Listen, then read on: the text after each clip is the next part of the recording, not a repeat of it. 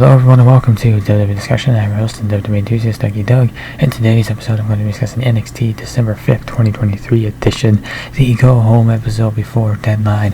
And this show had a couple of last chance qualifier matches, a couple of fatal 4-way matches to determine who would be the 5th participant in each of the Iron Survivor matches. And with that, we'll go ahead and get right into the action. Starting with the first Survivor qualifier match, a fatal 4-way for the women's Iron Survivor match.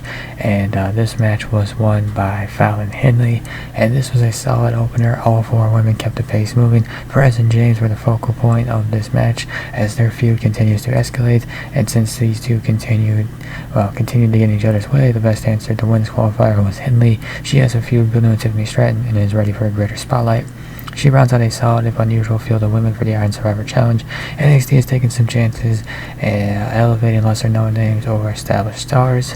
So yeah, it's a pretty interesting. I think Stratton's the only big name out of everybody in there. So yeah, and you look at the rest of them: Blair Davenport, Yanni Jordan, Fallon Henley, Lash Legend.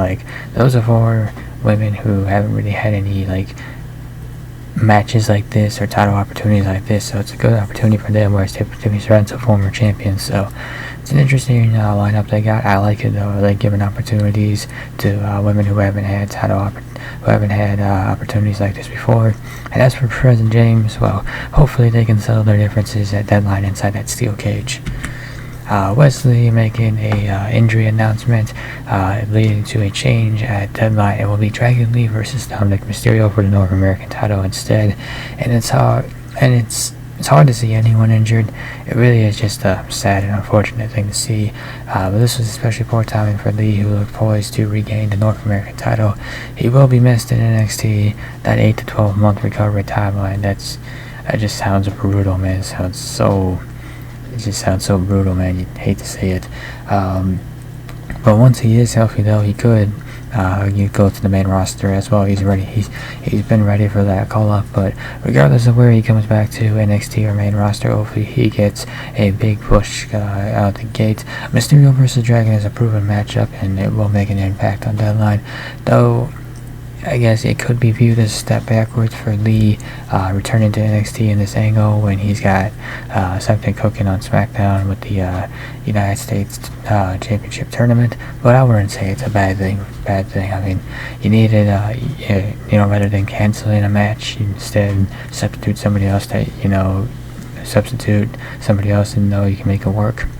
Yeah, I mean, like I said, it's not a bad thing. It might feel like a step back, but I wouldn't say it's a bad thing.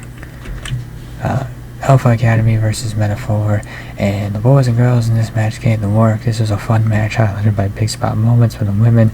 The comedy was on point while everybody got a moment to shine. The right man won for the immediate story. Aura Mensa tried to save Dar, but the Scottish Supernova still fell to Gable, setting up a likely rematch for the Heritage Cup. Alpha Academy fits so well into the wild atmosphere of NXT. While there is still more they can do on Raw, they have thrived so far in NXT with this feud of Metaphor. Also got to give a shout out to Lash Legend being able to body slam Otis. I knew she was strong, but I didn't think she was that strong. It was impressive to see. Last Survivor qualifier on the men's side, another fatal 4-way won by Tyler Bate. So Tyler Bate got the win here, and this was an absolute blast of energy.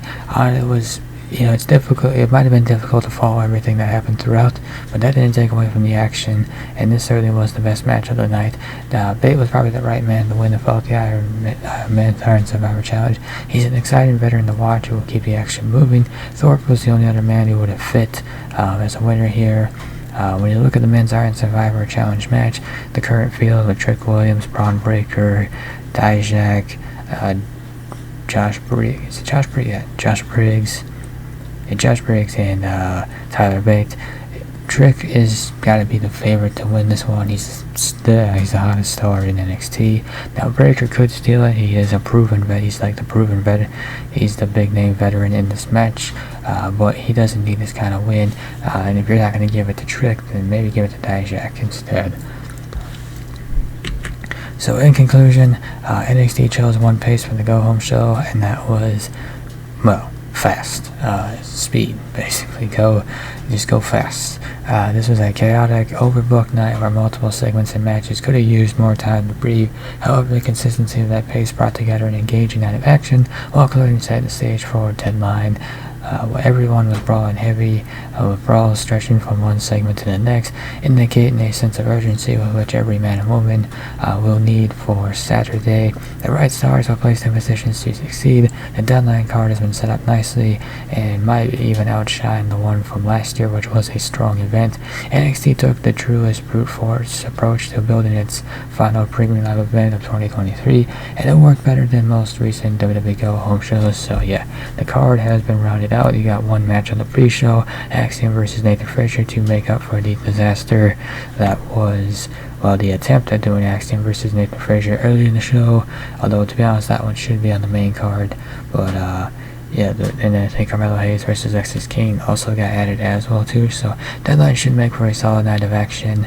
And with that will conclude this episode of WWE Discussion. If you enjoyed this episode, be sure to hit that like and subscribe button down below.